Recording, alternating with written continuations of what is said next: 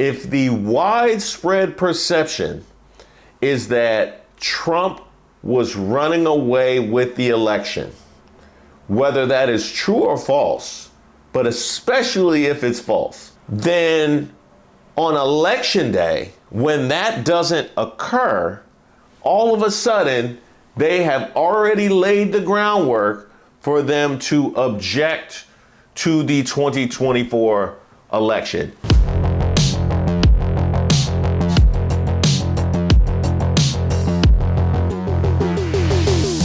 Hi, my name is Reese Waters, and I'm troubled. Don't forget to like the video and subscribe to the page, and shout out to all of our brand new members here on the channel, and wishing you guys a happy Breast Cancer Awareness Month.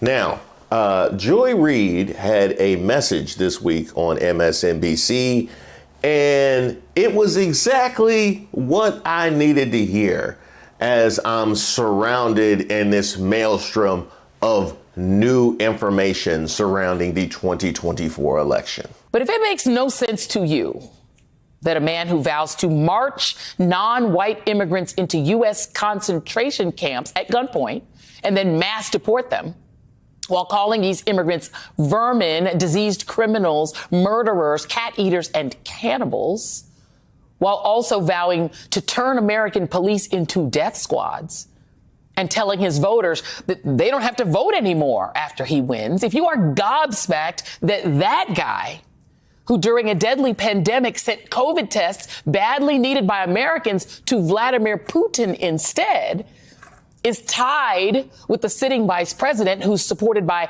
Alexandria Ocasio-Cortez and the Cheneys, well, welcome to the rest of the rational world. Hold on, I'm just taking some notes for my Trump gets to lose the election every week piece. It's dropping soon. Who think not just Donald Trump, but maybe America itself has gone mad.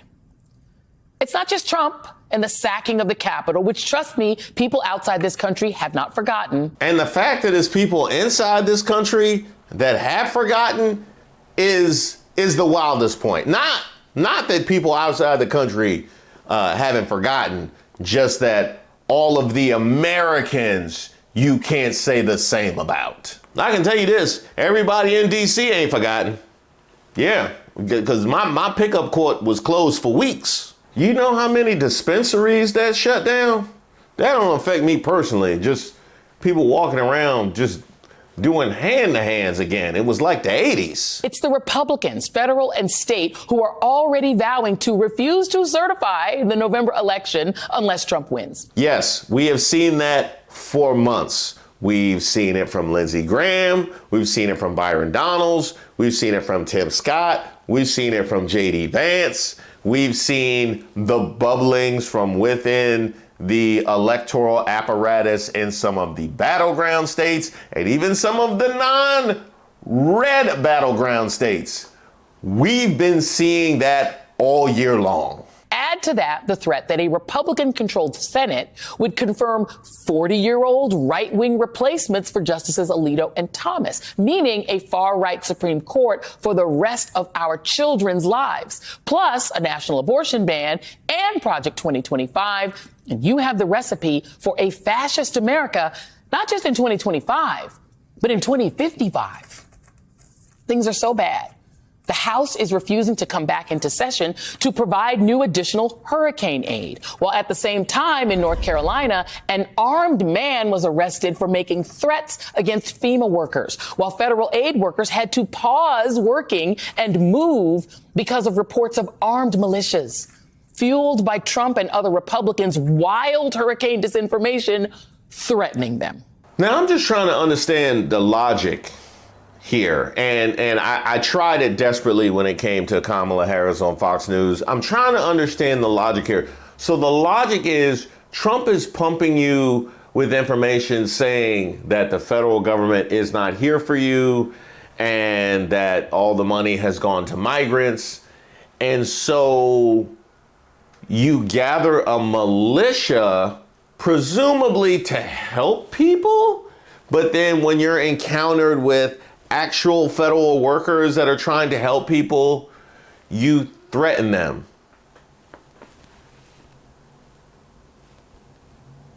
No, I can't do the logic. No, I cannot do the logic. I guess that's what keeps me out the rallies. Let me tell you, there are a lot of safety and privacy benefits to using a VPN. Like the fact that if I knew about this earlier, I probably could have run for office. Now, not so much. But a VPN lets you browse whatever website you want, even as if you were in another country. Fun fact, when I was on the road doing stand-up, one of the only downsides to traveling internationally was losing my entire Netflix library. Are you listening, Canada? How could you? If I had Surfshark, who's the sponsor of today's episode, I could have just changed my location and bam, right back on Last Chance U.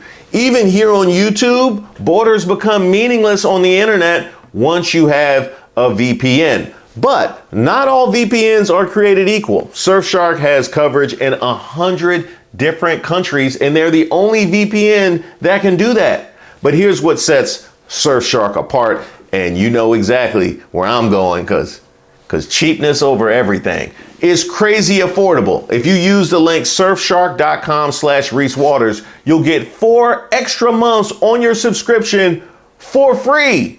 Second, unlike my best friend's ex's parents' Max account that I'm now locked out of, Surfshark works on unlimited devices. With a single login, I can have it active on both my laptops, both my phones, my tablet, my girlfriend's phone, my parents' computer, even my best friend's ex's parents' desktop, because you know they have a desktop. And I never have to worry about logging off a device so I can log in with another. Now, I know what you're thinking. Well, can I trust them? Well, the people at Surfshark care so much about security, they created a VPN app that secures your data with industry-leading measures by using uncrackable encryption and the most secure VPN protocols. The list of Surfshark features goes on, but I got a whole video to get to, so stop procrastinating and get Surfshark. Go to surfshark.com/ReeseWaters for 4 months free on your subscription. And don't worry, if you're not happy with the service, they also offer a 30-day money-back guarantee, so there's no risk to even try it out for yourself. And I do want to thank Surfshark for sponsoring this video. At this point, you can't call what Trump is running a campaign. As friend of the show David Corn points out in Mother Jones, what Trump and J.D. Vance and House and Senate Republicans are running is a massive disinformation campaign aimed at warping Americans' reality. And they're doing it with violent, terrifying, and sometimes bizarre conspiracy theories that set the table for maybe armed resistance to a Kamala Harris win or mass acceptance of American fascism. Trump and Republicans, backed by far right-wing billionaires like Elon Musk and right-wing media and anti-woman manosphere podcasts, are creating social media or gaming social media apps like X Twitter in Trump's favor and pumping disinformation into the brains of Trump supporters. Not quite foreign interference, but not exactly different from what Vladimir Putin would do. And this to me is unobjectionable. We have seen exactly just how partisan Elon Musk is, as we have also seen his willingness to manipulate his own platform to the point where Elon Musk, he has to be the richest pick-me of all time. Normally pick-me's are members of disenfranchised groups that aspire to get outside of that bubble. Here, Elon Musk, you have a pick-me that is so thirsty for social acceptance that is opposed to laying low and maximizing his ability to manipulate people's perception of what's going on in the world by not announcing how loudly partisan he is. He is so thirsty for acceptance, he couldn't help but jump up on stage in Butler, Pennsylvania, very uncoordinated, I might mind you, and announce just how garbage his timeline now is, because it's being run by the kind of man that would jump up on stage in Butler, Pennsylvania like that. And by the way, if you didn't already know that, I'm gonna call it X now, because I don't even want to disrespect what Twitter used to be by calling it Twitter. You win, Elon. You have made it so decrepit that I'm just going to call it X now. I really would. And quite frankly, X should be what we call most things that fall into disrepair. It's gotten so bad over there that after Kamala Harris dog walked Brett Baier on Fox News air so badly that even he had to cede that she had a good night, and the only person they could bring in to put a face on it was Eric Trump.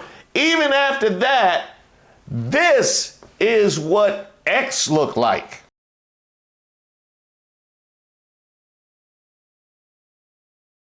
Oh, that's manipulation, all right. And in many ways, the disinformation campaign is working.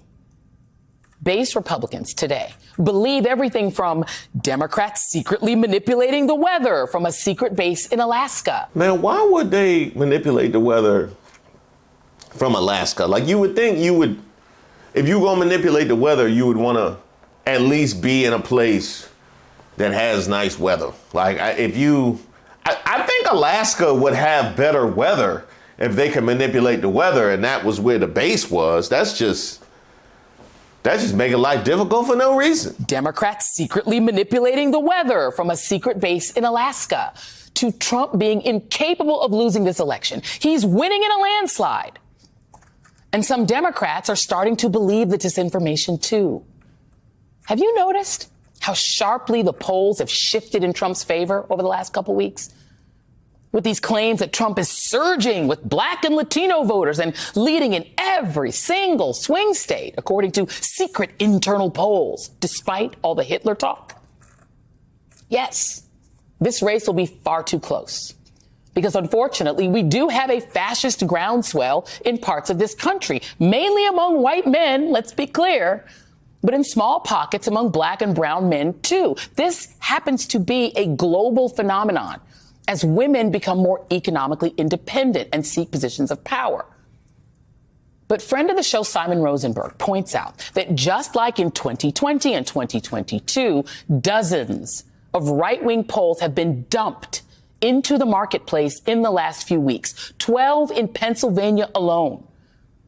Those polls then swing the polling averages to the right, making Trump look strong and Kamala Harris looks stalled. Now, I just want to read that tweet. Cannot stress enough, the R's Republicans would not be dropping dozens of polls into the battlegrounds to move the polling averages if they thought they were winning. Harris leads by 4 in Pennsylvania in New York Times poll, more red wave polls there than any other state. That last 2 minutes was amazing. Exactly what it was that I needed to hear, because I'm sitting here confused. Like, how does a man all of a sudden surge in the polls after he talks about bad genes in the country? Like, how does he come out and talk about the enemy within and using the military, and all of a sudden all of the battleground states start to tighten up? But this makes a ton more sense, because that coordinated with some of the loud Black conservative pick-me's, the Rob Smiths and the Officer Tatums and the Cartier families and the Candace Owens, of course, that would then go ahead and echo whatever the media narratives are, whatever the polling is telling us is happening among Black men, all of a sudden creates this panic in these national conversations that never needed to happen in the first place. Raphael Warnock told you what it was. Let me tell you something this morning. Black men are not going to vote for Donald Trump in any significant numbers. There'll be some. We're not a monolith. But as Black folk in general, and Black men in particular, consider who Donald Trump is, as they consider the fact that this is the man who literally took out a full-page ad in the New York Times saying that these young teenagers back in the 1980s who were accused of a horrific crime should receive the death penalty. And then when it was proven that the exonerated 5, the Central Park 5, were actually innocent, Donald Trump has shown no deal of concern about what they went through, no bit of contrition about it. He's doubled down on his position. This is who he is. And black men know that as they watch him deal with his own criminal problems and concerns, that the criminal justice system certainly doesn't handle them the way it handles him. On the other hand, you've got Kamala Harris, who in her work as a prosecutor found ways to give people a path towards a better life, who has spent her whole life as a lawyer, as a senator, and now as vice president, centering the concerns of ordinary people. Again, we're not a monolith, but this idea that large numbers of black men are going to vote for Donald Trump is not going to happen. But if you leave it in the hands of polls and influencers, this is what we got. Don't be discouraged. Don't be discouraged. Keep your eyes open. Now, there are lots of explanations for why you'd want to game the polls. Entrepreneurial Republican pollsters can certainly gain favor with Trump, who's apparently fuming about Vice President Harris's billion-dollar fundraising and positive press.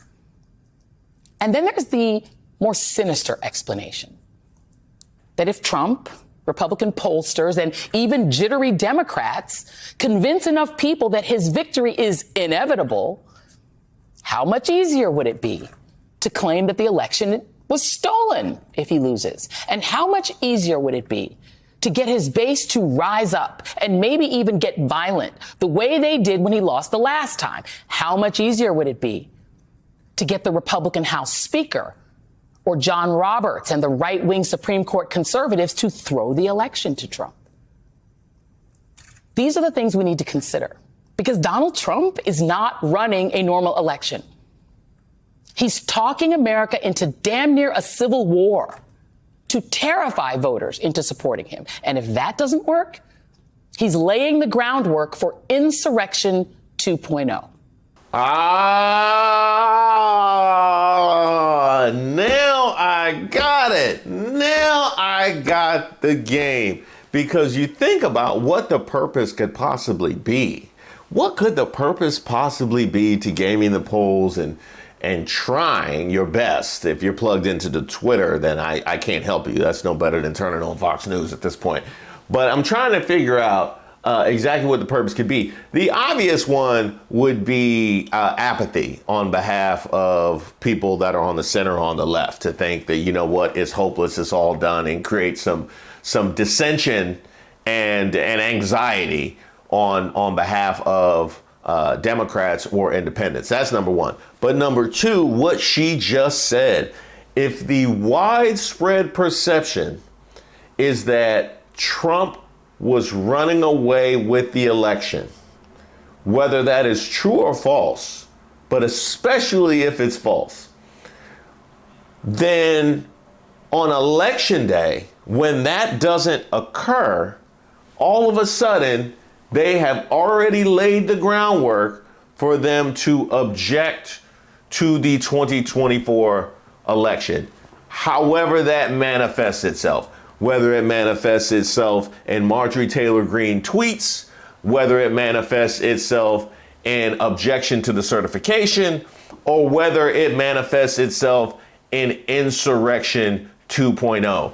I've been sitting here trying to figure out how this man can be wandering around on the campaign trail, making one gaffe after another, to the point where he actually gave up during that rally with Kristi Noem and just started bopping around to music, which, by the way, I would love nothing more than to show you in its entirety. But y'all know how YouTube is when it comes to music. Maybe we can just have him bopping around and put some fake music on there or something. So I just want to sing this song, say, I'm so glad I'm sanctified. Say, oh, I'm so glad I'm sanctified. Holy Ghost leader. This man has he's lost his fastball, he's lost his changeup, he's lost his curveball, he's lost his slider. He has lost the ability to use his right arm. And yet somehow these polls have tightened up, and you try and make sense of that, And then you realize that the source of these polls is no more objective than the source of our corporate media, who we already know can easily be manipulated, because we've seen the moving goalposts between Kamala Harris and Donald Trump. We have seen that all year long, and we saw it with Biden before.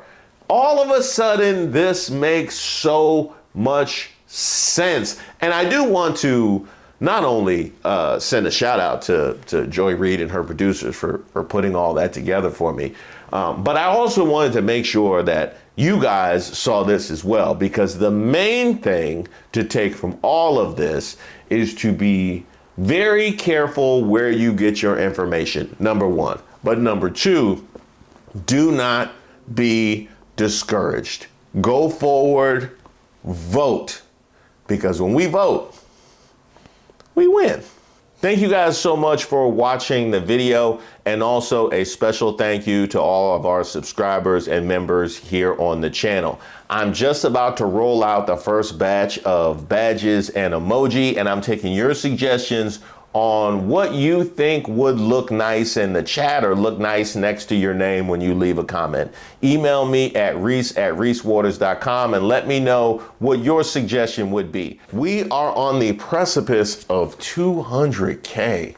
What do? We throw a party? We do a special live? You know what? I'm gonna surprise you.